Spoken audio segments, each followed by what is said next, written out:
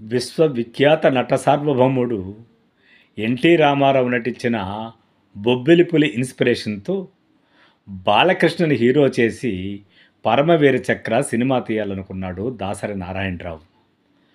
అయితే రచయితల వంటకంలో ఆ సినిమా హిందీలో 'ఓం శాంతి' సినిమాలోని కొన్ని సీన్లను జోడించి అటు 'బొబ్బిలి పులి' ఇన్స్పిరేషన్ గాకుండా, అటు 'ఓం శాంతి' ఇన్స్పిరేషన్ గాకుండా రెంటికి చెడ్డ రేవడిగా సినిమా తయారైందని సినిమా నిర్మాణ రోజుల్లోనే పరిశ్రమలో గుసగుసలు.